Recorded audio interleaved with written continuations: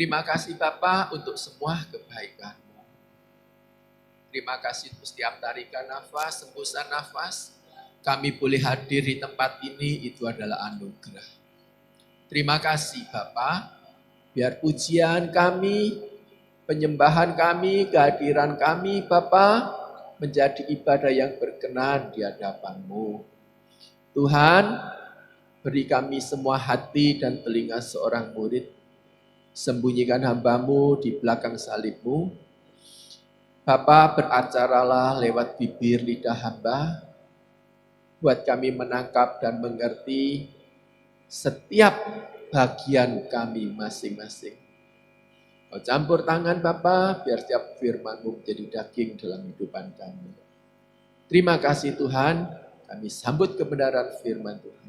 Dalam nama Tuhan Yesus Masiah, haleluya, amin. Silakan duduk. Salam, ketemu lagi. Merdeka, puji Tuhan.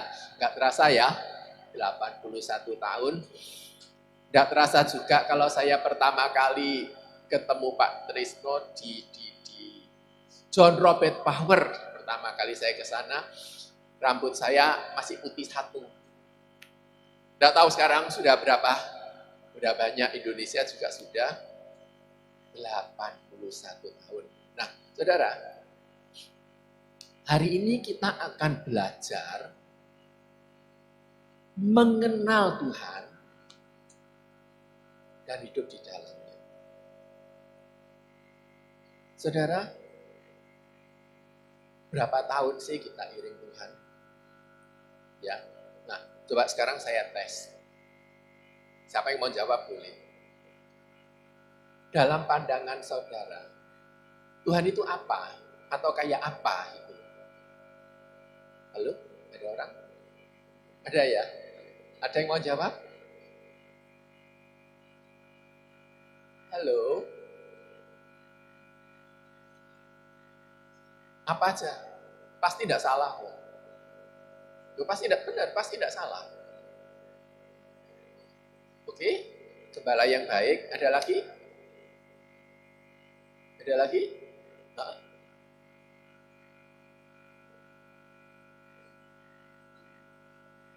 Oke? Ada lagi? Oke, saudara, kita kalau ke sekolah minggu ya, suatu saat itu guru sekolah minggu bilang gini, anak-anak percaya Tuhan, percaya. Coba gambarkan Tuhan. Satu orang gambar gunung. Apa ini kok gunung? Tuhan gunung batuku. Wah, tepuk tangan. Terus satunya lagi datang gambar mata satu gede. Loh, kok mata apa ini? Oh iya, mata Tuhan menjelajah seluruh bumi. Ya, benar ya. Terus ada lagi juga. Loh, kamu kok gak gambar apa-apa? Jawabannya sama dengan ibu itu. Firman Tuhan bilang gak boleh digambarkan, gak boleh ini, tapi dia ada. Nah, saudara, ada satu pribadi Tuhan yang Tuhan nyatakan secara utuh. Seringkali kita itu mengenal Tuhan itu sebatas, sebetulnya kita tahu semua, tapi seperti dua sisi, yang satu kelihatan, yang satu tidak kelihatan. Ya kalau sisi mata uang itu loh ya, saat kita buka yang sini belakangnya kan tidak kelihatan. Saat buka segini belakangnya tidak kelihatan. Tapi itu satu kesatuan. Kalau satu sisi tidak ada, uang itu tidak berlaku. Benar ya? Nah, saudara, apa kata Tuhan mengenai dirinya? Dan Tuhan ingin dikenal seperti apa? Ayo kita lihat yuk. Keluaran 34 ayat 6 dan 7. Ya. Oke. Saya bacakan di terjemahan literal ya. Biasanya kan terjemahan baru toh. Ya, saya bacakan di terjemahan literal. Dan lewatlah Yahweh. Sama, karena kalau saudara di terjemahan baru Tuhan huruf besar, saudara buka di kamus, itu juga sama dengan Yahweh. Ya, kalau literal kan bicaranya gini.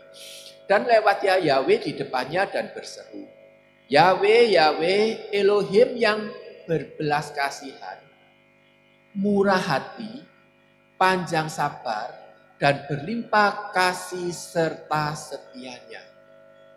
Yang memelihara kesetiaan kepada beribu-ribu orang yang menanggung kesalahan, pelanggaran, dan dosa. Mengampuni. Perhatikan yang ini, dan yang sama sekali tidak membebaskan orang tanpa hukuman, tetap yang memperhitungkan kesalahan Bapak kepada anak-anak dan kepada cucu, kepada generasi yang ketiga dan kepada yang keempat.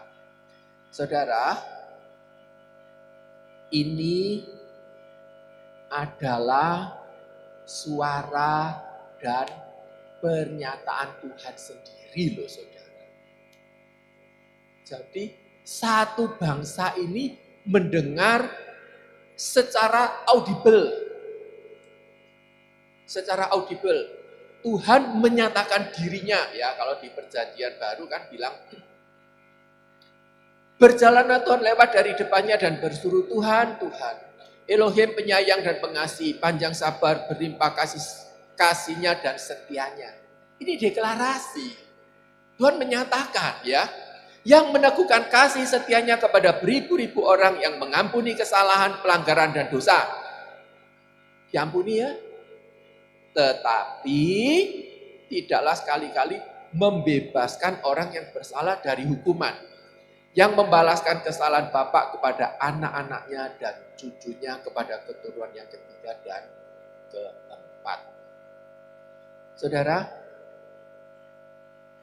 ini adalah pernyataan Tuhan sendiri mengenai dirinya. Semua orang yang ada saat itu mendengar audible. Bukan cuma sekedar suara, tapi juga alam itu bergetar. Orang bisa ketakutan saat itu. Ya, nah, inilah pribadi Tuhan seutuhnya yang harus kita kenal. Seringkali kita mengenal Tuhan itu baik, Tuhan itu mengampuni, Tuhan itu memulihkan. Benar enggak?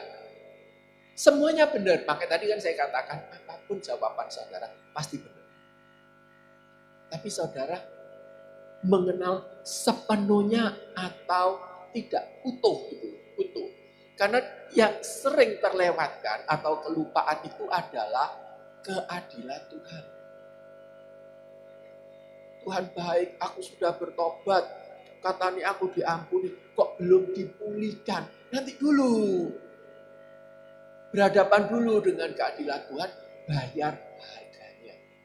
Saudara, Tuhan itu, firman-Nya itu sportif, ya dan amin. Tuhan kalau bicara dengan lemah lembut, itu ya di atas ya, tidak di atas tidak. Apalagi kalau Tuhan sudah mendeklarasikan jati dirinya, jangan macam-macam. Bukan katanya loh ya, bukan katanya si A, si B, si C, bukan katanya nabinya, ini suara Tuhan sendiri. Nah, Tuhan bicara dalam kelemah lembutan awal pertama kali.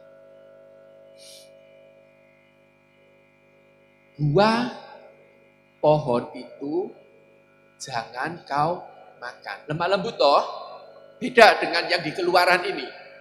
Keluaran ini dahsyat sekali. Ya, lemah lembut ya. Nanti saat kau makan, kau akan apa?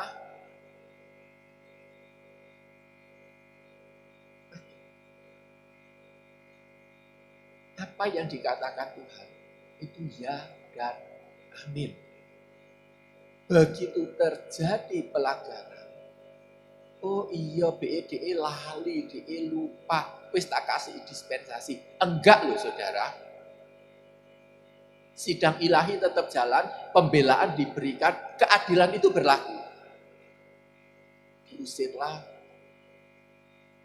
yang serupa dengan gambar Tuhan sendiri, yang diciptakan, yang dikasihi, yang dijadikan mitra kerja, diusir. Keadilan Tuhan, saudara. Nah, saudara, kitab Keluaran ini adalah perjalanan spiritual realita. Realita, ya. Mujizat, penyertaan, pembelaan Tuhan kepada umatnya. Apakah orang Israel mengenal dan menyembah Tuhan yang hidup? Jawabannya adalah enggak semua. Enggak semua. Dimulai dari nenek moyangnya. Ya. Dari siapa? Israel itu kan namanya itu Yakub. Diganti Israel ya. Saya ambil dari Yakub. Nah, Yakub yang atasnya Tuhan menamakan Israel mengalami Tuhan karena Tuhan mengasihi, karena Tuhan datang, karena Tuhan janji. Dibawa mengenal Tuhan. Apakah Yakub menjadikan Tuhan sebagai Tuhan atas seluruh keluarganya? Seluruh orang-orang yang ikut di dalamnya?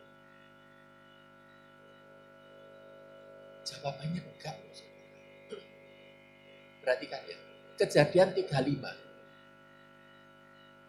Ayat 2-4. Lalu berkatalah Yakub kepada seisi rumahnya dan kepada semua orang yang bersama-sama dengan dia.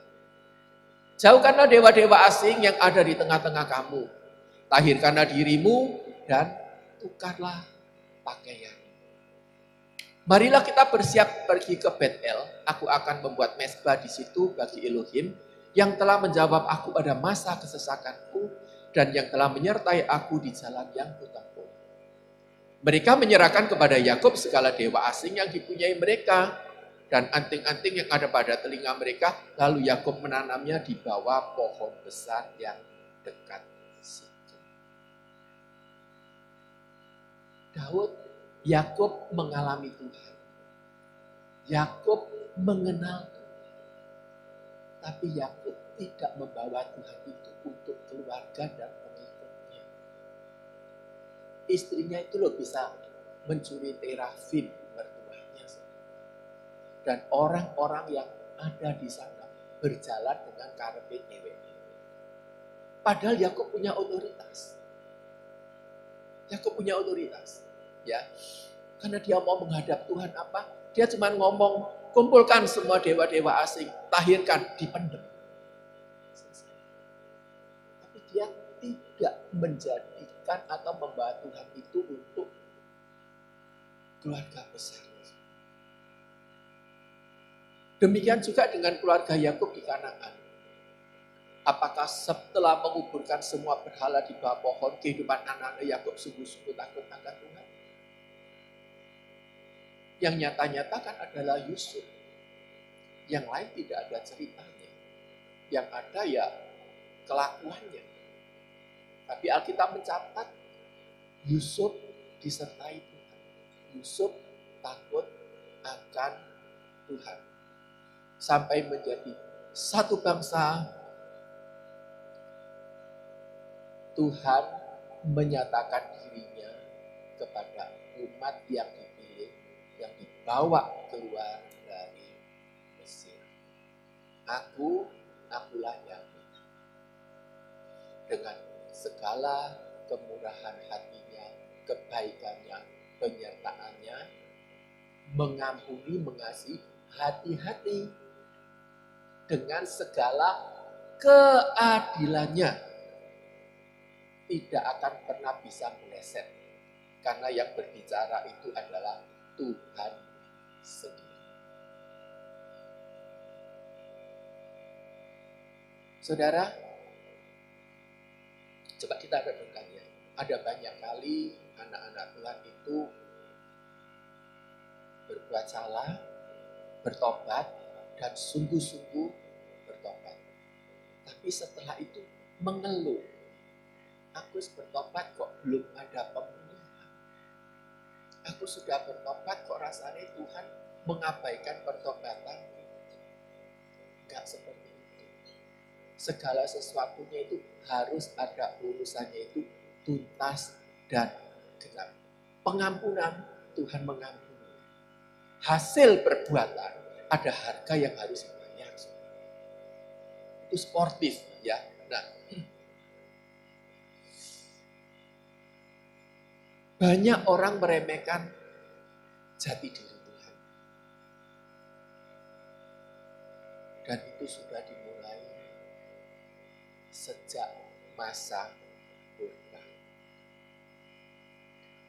Keluaran 34 ayat 6 dan 7 ini saudara. Saat terjadi satu bangsa itu ketakutan, hidup taat, tapi umurnya berapa lama? Setelah itu kan balik lagi kan. Weker. Soal air, soal semangka, soal daging, soal ini, soal mau balik ke Mesir. Tuhan itu sudah mendeklarasikan kan ya, jati dirinya itu ya. Ternyata umurnya nggak lama kan. Balik. Tapi janji Tuhan itu tetap setia.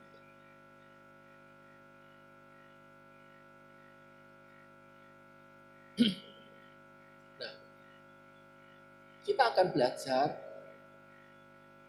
satu pribadi, satu paket karya Tuhan di dalam hidupnya. Nanti refleksi pada diri masing-masing. Kita lihat 1 Samuel 13 ayat 14. Di sini dikatakan, tetapi sekarang kerajaanmu tidak akan tetap. Tuhan telah memilih seorang yang berkenan di hatinya. Tuhan telah menunjuk dia menjadi raja atas umatnya. Karena engkau tidak mengikuti apa yang diperintahkan Tuhan kepadamu. Saudara, ayat ini diucapkan kepada Samuel mengenai Daud remaja. Ya, nah, Daud ini tahu nggak? Daud nggak tahu. Daud itu menggembalakan kambing domba yang beberapa ekor. Tapi Tuhan tahu setiap kehidupan Daud. Tuhan tahu setiap kehidupan kita. Di padang Daud ngapain? Bapak raro. Kakak-kakak ora weruh. Werone budal mule. Tapi di sana ngapain? Yang tahu itu Tuhan. Daud itu kesukaannya adalah Taurat Tuhan. Dan itu yang membawa Tuhan berkenan. Saudara, yakinlah dalam segala keadaan, di tempat yang tersembunyi pun tidak ada orang yang tahu, itu terbuka di hadapan Tuhan. Ya, nah,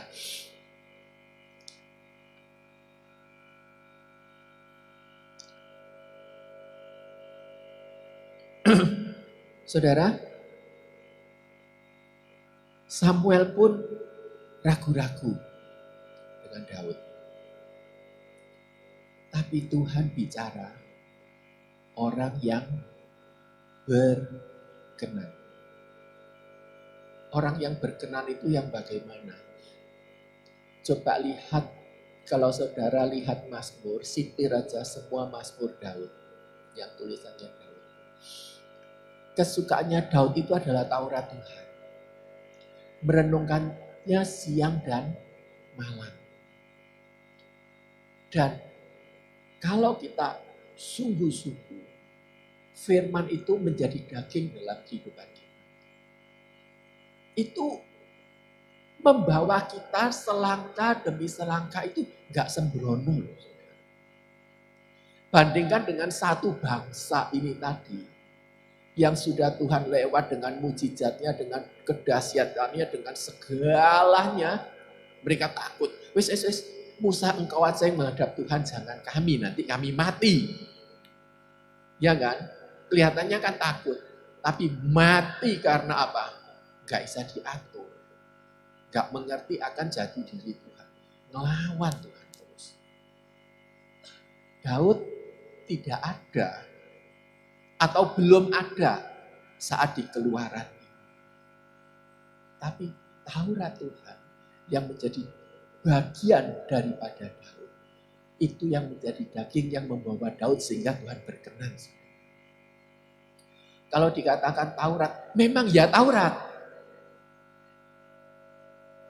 Masa Daud, kitab yang ada itu Taurat. Disalin beberapa bagian. Kitab Samuel dan kitab yang lain-lain belum ada. Itu ada setelah Daud meninggal mungkin berapa lama kemudian. Ya, nah. Kita lihat penyertaan Tuhan atas Daud ya. 2 Samuel 7 ayat 18 sampai 20. Lalu masuklah Raja Daud ke dalam, kemudian duduklah ia di hadapan Tuhan sambil berkata, siapakah aku ini ya Tuhan Elohim? Dan siapakah keluargaku sehingga Engkau membawa aku sampai sedemikian?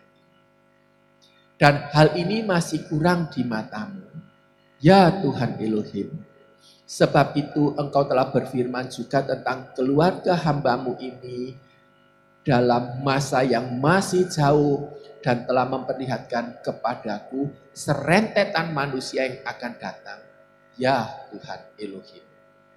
Apakah yang dapat dikatakan Daud kepadamu lebih lagi daripada itu? Bukankah engkau yang mengenal hamba-Mu ini, ya Tuhan Elohim?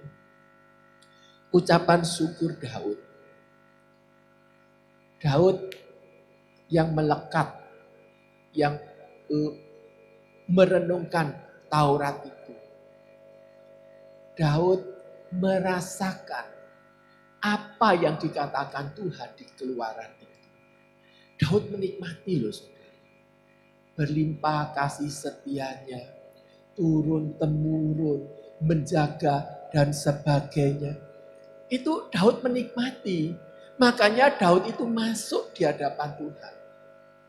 Mungkin mengucap syukur sambil menangis. Tuhan, aku ini siapa? Kok Engkau membawa aku sampai kayak gini? Orang tuaku loh Tuhan, waktu Samuel datang aku gak dipanggil. Aku di padang sendirian. Orang tuaku gak ngerti ada singa, ada beruang. Gak ngerti. Tapi Engkau ngerti. Dia masuk duduk. Aku ini siapa Tuhan? Engkau membawa aku sampai sedemikian. Dan hal ini masih kurang dihadapi. Maka diberikan visi, penglihatan, masa-masa yang akan datang sebagai janji. Tuhan genapi enggak? Tuhan yang berjanji, Tuhan pasti genapi ya. Sampai ke depan. Nah, saudara, meskipun dalam perkenanan, kalau seseorang salah, Tuhan tidak melepas loh saudara. Itu yang bicara adalah Tuhan sendiri. Manusia diciptakan serupa gambar Tuhan. Manusia melanggar, Tuhan dalam kasih-Nya tidak akan memungkiri keadilannya. Tuhan susah, tapi keadilan Tuhan tetap harus jadi. Apa kemudian yang dilakukan Daud? Kita lihat 2 Samuel 12 ayat 9 sampai 14. Mengapa engkau menghina Tuhan dengan melakukan apa yang jahat di matanya? Uria orang Het itu kau biarkan ditewaskan dengan pedang. Istrinya kau ambil menjadi istrimu, dan dia sendiri telah kau biarkan dibunuh oleh pedang Bani Amon. Oleh sebab itu pedang tidak akan menyingkir dari keturunanmu sampai selamanya. Karena engkau telah menghina aku dan mengambil istri Uria orang Het itu menjadi istrimu. Beginilah firman Tuhan, bahwasanya malapetaka akan kutimpakan ke atasmu yang datang dari kaum keluargamu sendiri. Aku akan mengambil istri-istrimu di depanmu dan memberikannya kepada orang lain. Orang itu akan tidur dengan istri-istrimu di siang hari. Sebab engkau telah melakukannya secara tersembunyi. Ingat saudara, di hadapan Tuhan tidak ada yang tersembunyi, kan? Tetapi aku Tuhan akan melakukan hal itu di depan seluruh Israel secara terang-terangan. Lalu berkatalah Daud kepada Natan, aku sudah berdosa kepada Tuhan. Dan Natan berkata kepada Daud, Tuhan telah menjauhkan dosamu itu, engkau tidak akan mati. Pengampunan diberikan ya, tapi lihat berikutnya. Walaupun demikian, karena engkau dengan perbuatan itu telah sangat menista Tuhan, pastilah anak yang lahir bagimu itu akan mati. Keadilan Tuhan itu jalan, saudara. Nah, setiap hari, setiap saat, setiap waktu, kita itu hidup itu di dalam dua hal ini. Ada perkenanan Tuhan, ada keadilan Tuhan. Makanya jaga setiap langkah tidak tanduk perbuatan kita. Karena tidak ada satupun yang tersembunyi. Saya tekankan 2 Samuel 12 ayat 10. Oleh sebab itu pedang tidak akan menyingkir dari keturunanmu sampai selamanya. Saudara, ini pernyataan keadilan Tuhan. Pedang tidak akan menyingkir dari keturunanmu sampai selamanya.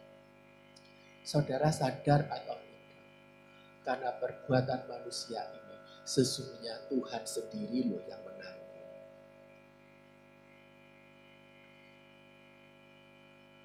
Saudara, dalam keadilan Tuhan, Tuhan sudah menetapkan keadilannya seperti ini.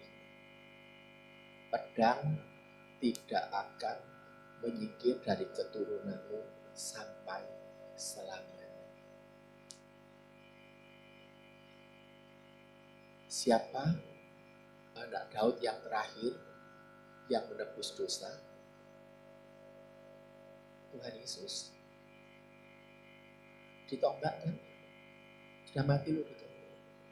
Apa bedanya pedang dengan tombak? Modelnya saja kan? Senjata tajam kan? Cuman beda modelnya kan? Ternyata Tuhan sendiri loh yang menanggung. Darah itu yang membawa pendamaian saudara dan saya. Jadi Tuhan bicara lewat keturunanmu. Mesias itu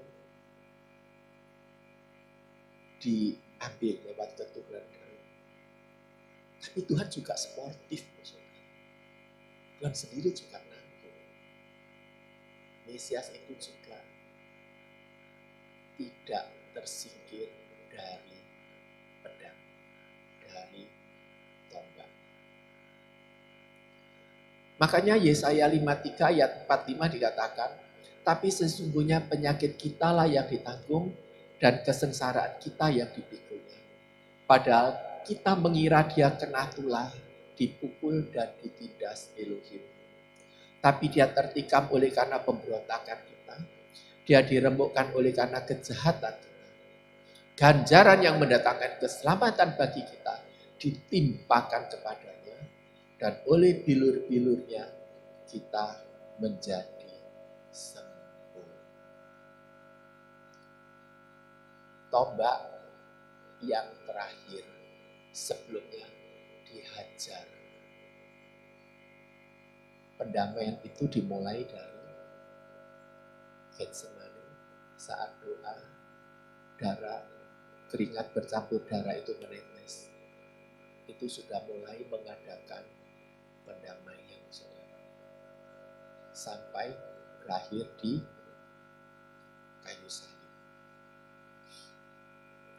Saudara, Daud berbuat dosa berhadapan dengan keadilan Tuhan. Daud merenungkan Taurat Tuhan, mendapatkan perkenanan Tuhan. Kalau di 1 Tawari 29 ayat 2 dan 3 ya. Intinya gini. Daud itu cinta sama Tuhan. Ya. Ingin membangun bait suci. Hidupnya selalu merenungkan Taurat, itu hidup kesehariannya. Mempersembahkan emas, perak, dan segala-galanya. Saudara, Tuhan tidak pernah berhutang. Saat masa Salomo, ya, 1 Raja-Raja 10 ayat 21, 22, dan 27. Tadi kan Daud yang menabur. Segala perkakas minuman Raja Salomo dari emas. Segala barang di gedung hutan Libanon dari emas murni. Gak ada barang perak. Orang menganggap perak tidak berharga pada zaman Salomo. Di laut Raja mempunyai kapal-kapal Tarsis bergabung dengan kapal-kapal Hiram. Sekali 3 tahun kapal-kapal Tarsis itu datang membawa emas, perak, gading, kerah, burung merak. Raja membuat banyaknya perak di Yerusalem seperti batu. Banyaknya pohon kayu ara seperti pohon ara yang tumbuh di bukit. Dapat semuanya. Daud menerima janji Tuhan karena berkenan. Tuhan gak memungkiri. Tetap itu akan jalan pada penggenapannya. Daud berbuat salah, berbuat sembrono, berbuat masalah, berhadapan dengan keadilan Tuhan. Dan harus membayar harganya. Saudara, renungkan, camkan dalam diri kita, dalam hidup kita, selama kita ini, di dunia ini urusannya kita itu bisa beres. Lepas dari sini, sudah tidak ada kesempatan untuk membayar harganya lagi. Pengampunan Tuhan berikan. Hukuman Tuhan akibat perbuatan. Itu harus menjadi bagian kita. Dan khusus bagi anak-anak Tuhan. Yang menentukan itu Tuhan sendiri. Tuhan sendiri, saudara. Ya, nah. Sehingga kalau kita berbicara destiny, maka segala mandat, tanggung jawab, semua hal di dunia ini selesaikan, tuntas, dan genap. Saudara,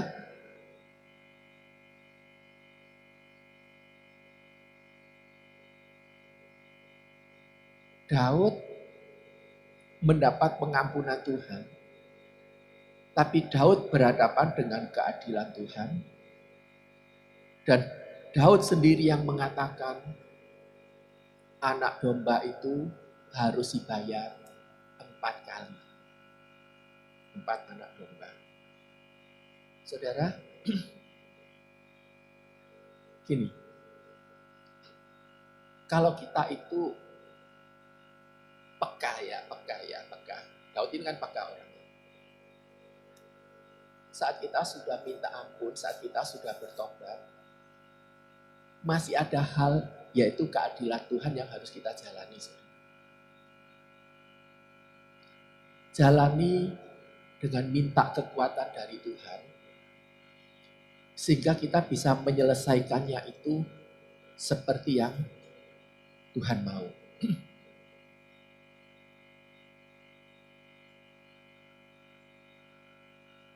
Saudara, anak Daud dari Batseba yang pertama meninggal. Ya. Absalom membunuh Amnon. 2 ya. Absalom memperkosa istri gundik Daud. Betapa sakit hati. Sampai saat ini pun Daud itu punya otoritas enggak?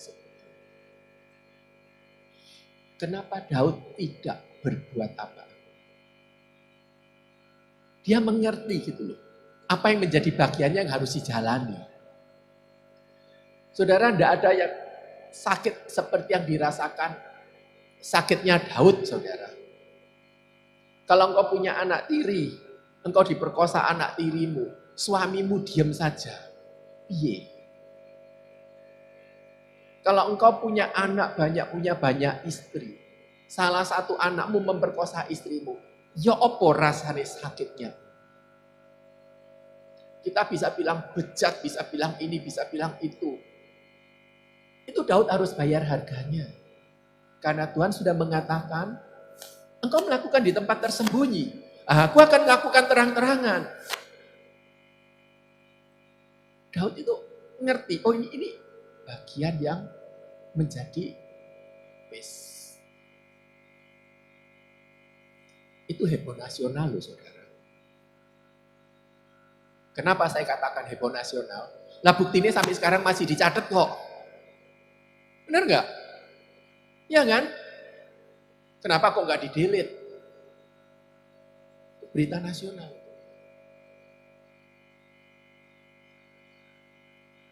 Saudara, kalau kita sudah ada di dalam keadilan Tuhan, berserah sungguh-sungguh, minta kekuatan. Sampai pada titik tertentu, karena Daud itu gini loh, aku yang salah, harusnya menjadi bagianku. Berita nasionalnya, terutama Yohan, gak tahu diri, sudah tak bawa pulang, ladangku dibakar, kudeta pisan, memperkosa istri rajaku. Ya apa kalau kau sebagai seorang militer, panglima. Hati Daud, dia tidak ingin kehilangan anak. Mulutnya tadi bilang 4. Absalom adalah berikutnya. Makanya Daud bicara, perlakukanlah anak muda itu dengan lunak karena aku. Hukum militer, hukum Taurat, ya, itu harus dibunuh.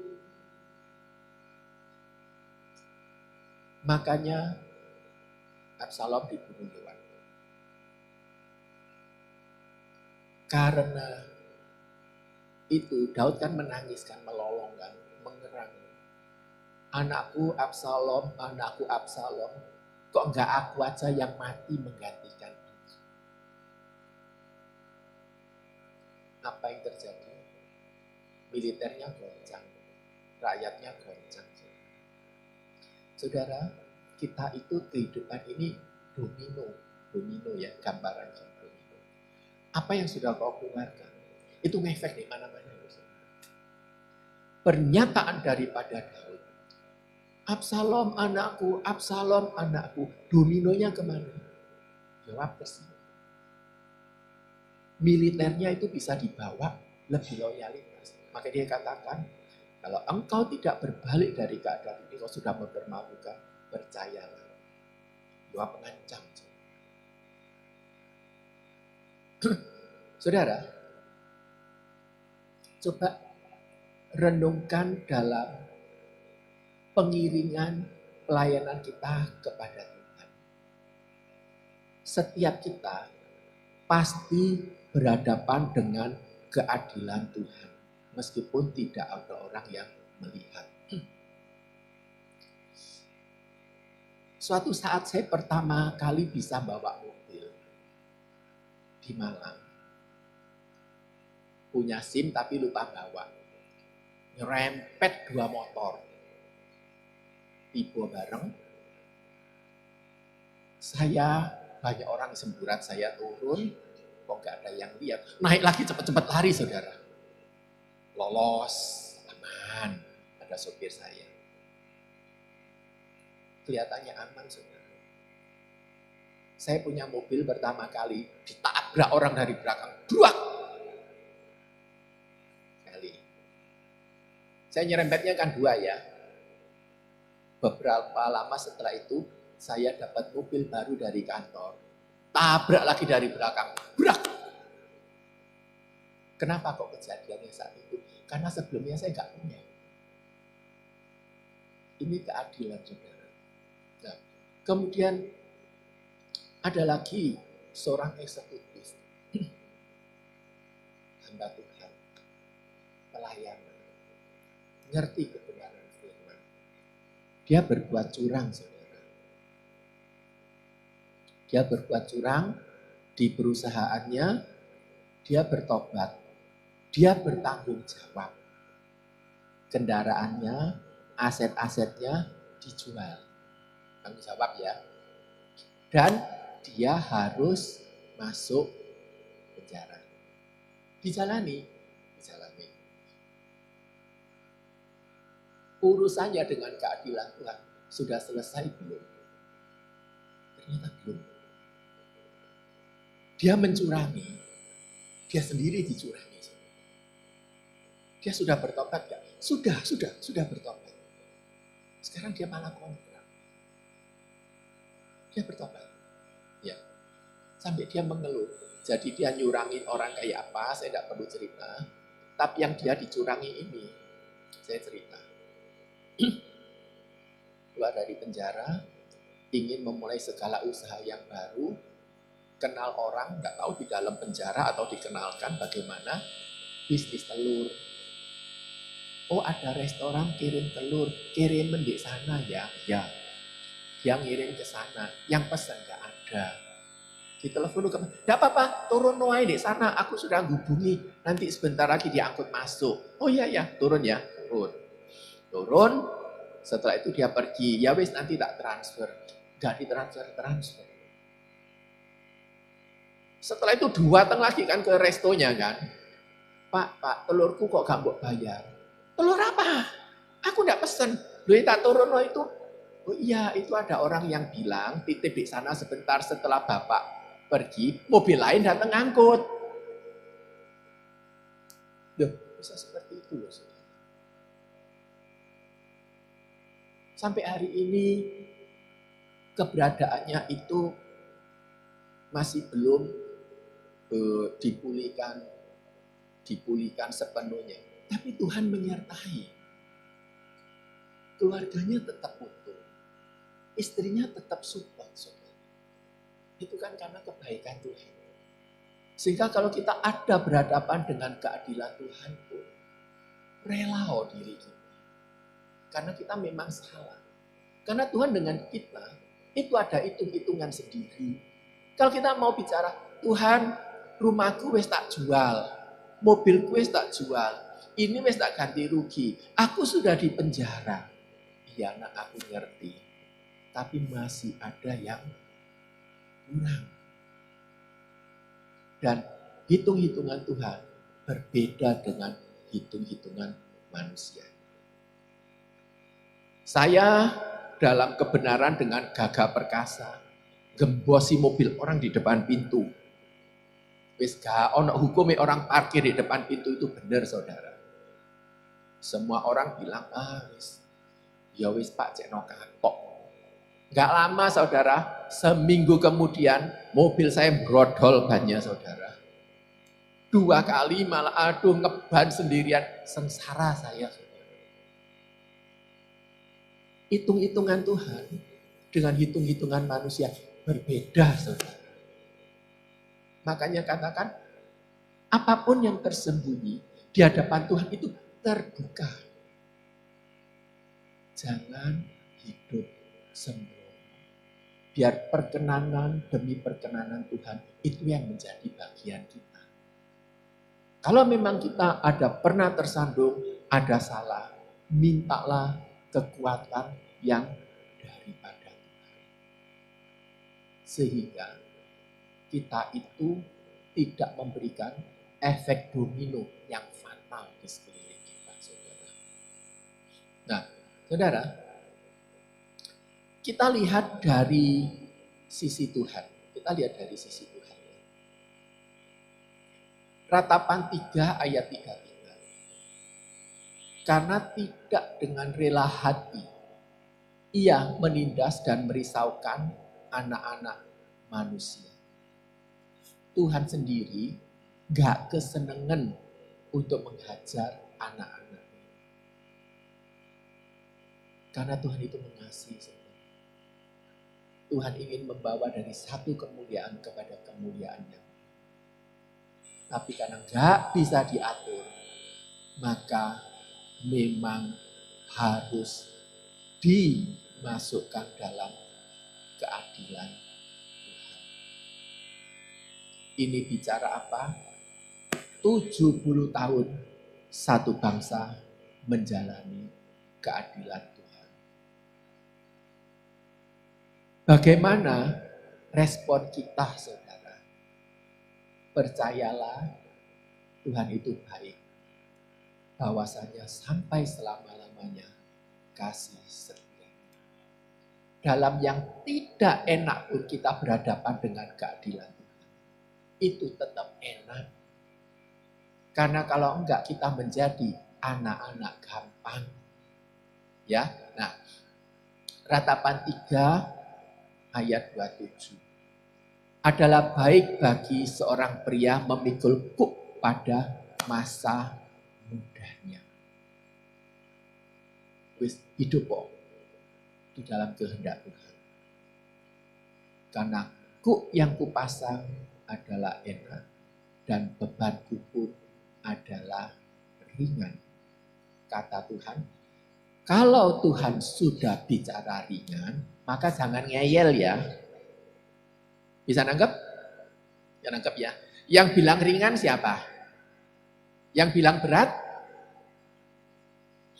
Seringkali Tuhan abot. Tuhan berat. Tuhan bilang ringan. Enggak, Tuhan abot. Akhirnya cuma eyel-eyelan, ringan dan berat saja kan. Sudah, jalan aja. Tuhan menyertai. Ya, nah, saya tutup di satu ayat. Ratapan 3 ayat 22. Tak berkesudahan kasih setia Tuhan tak habis-habisnya rahmatnya. Ini pun adalah kitab ratapan Yeremia yang menderita. Habis Israel, habis Yerusalem, orangnya dibuang. Harus menjalani keadilan Tuhan. Yeremia masih bisa menangkap hati Tuhan dalam segala penderitaan. Tak berkesudahan kasih setia Tuhan, tak habis-habisnya rahmatnya. Pegang itu dalam segala keberadaan kita, saudara. Ya, Daud menjalani keadilan Tuhan. Final akhirnya yang nanggung siapa? Pedang terakhir. Tuhan Yesus. Daud menerima janji Tuhan untuk masa yang akan datang sampai jauh. Tuhan pun terima. Tapi urusan kita di dunia ini dalam menyelesaikan destiny, dalam menyelesaikan mandat, selesaikan, jangan berkelit. Kalau kita harus berhadapan dengan keadilan Tuhan, hadapi. Tapi sebaiknya kita itu berhati-hati, jangan sembrono. Jangan sembrono. Daud sebagai raja sembrono. Mata jelalatan akibatnya fatal. Ingat, setiap kita ada genetik pengetahuan baik dan jahat. Ada sifat-sifat kedagingan. Itu selalu ada sepanjang umur hidup kita. Makanya kalau kita tidak menundukkan itu semuanya pada kebenaran firman, kita bisa jatuh. Tapi Tuhan baik. Selalu dibawanya itu kembali, dan kembali. Sehingga pada akhirnya Tuhan dapati kita tak bercacat. Amin. Amin. Ya, renungkan firman Tuhan. Jalani hari-hari proses kita. Tuhan tidak pernah gagal. Apapun itu juga, ucapkanlah syukur. Radikal, militan di dalam Tuhan. Dalam setiap hidup kita. Wariskan iman, pengalaman supranatural kita dalam Tuhan. Sekarang ya Tuhan, dengan segenap hati kami, di dalam nama Tuhan Yesus Kristus, sebelum kami meninggalkan gereja ini untuk sementara waktu, kami menerima dan mengambil setiap berkat, kasih, kemurahan, anugerah Tuhan yang begitu berlimpah-limpah bagi kami semuanya. Memberkati akan hamba-Mu, Bapak Pendeta Pipin Mulyo, beserta jemaat yang dilayani, pekerjaan, usaha, dan keluarga, semua diberkati. Di dalam nama Tuhan Yesus Kristus. Tuhan, Engkau akan menyingkapkan rahasia firman-Mu. Lebih dan lebih lagi akan hamba-Mu. Boleh menjadi berkat dimanapun beliau berada. Kami berterima kasih dalam ibadah kami pagi hari ini. Dari awal sampai akhirnya kami boleh merasakan dan menikmati kehadiran Tuhan. Tolonglah kami semuanya agar kami menjaga kehidupan kami. Tidak sembrono, tetapi hidup sesuai kebenaran firman Tuhan. Tolonglah kami Roh Kudus Allah, agar firman Tuhan yang kami dengar, yang kami renungkan, dimeteraikan atas hidup kami. Dan kami akan mengerjakan bagian kami. Dan kami percaya Tuhan menyatakan kasih dan kemurahannya bagi kami semuanya. Memberkati seluruh penata layanan yang ada. Kami bersatu hati memberkati daerah-daerah yang terdampak karena gempa. Tolonglah Tuhan saudara-saudara kami yang ada di daerah-daerah yang terdampak gempa. Biarlah mereka diberikan keteguhan hati, iman, pengharapan, pertolongan dari pihak Tuhan. Lewat para pemimpin bangsa kami. Lewat gereja-gereja Tuhan. Lewat yayasan-yayasan, pribadi-pribadi, itu akan nyata di dalam nama Tuhan Yesus Kristus. Kami sekarang berdoa bagi bangsa dan negara kami. Bagi Bapak Presiden dan Wakilnya, jajaran Menteri, DPR, MPR, para gubernur, wali kota, sampai pemerintahan di tingkat daerah-daerah. Semua diberkati oleh Tuhan. Biarlah Indonesia dipimpin oleh para pemimpin yang hatinya takut, hatinya hormat, dan sungguh-sungguh mengandalkan Tuhan. Biarlah di negeri kami tercinta ini, di Indonesia tempat tumpah darah kami, ada hujan keselamatan dan hujan pertobatan. Indonesia akan dipenuhi kemuliaan Allah. Dan biarlah kehadiran Kristus menjadi nyata dan sempurna bagi kami semuanya. Bapa di sorga, terima kasih. Nyatakan rancangan-Mu yang agung, kehendak-Mu yang sempurna bagi kami semuanya yang tinggal di Indonesia. Kami berdoa bagi jemaat yang tidak bisa hadir, yang karena satu dan lain hal, dimanapun beliau berada, Tuhan juga memberkati.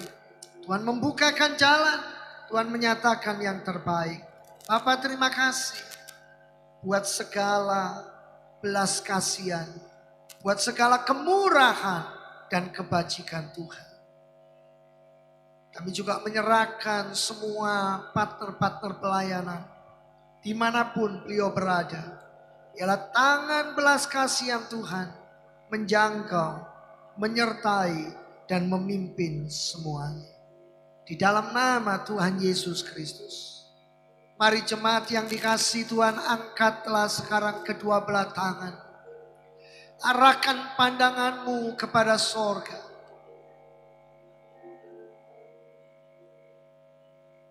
Tuhan yang memperhitungkan segala pelayananmu. Tuhan yang memperhitungkan setiap persembahan yang kau sudah berikan. Tuhan yang melihat kehidupanmu. Sekarang terimalah saudaraku berkat dari Allah Bapa.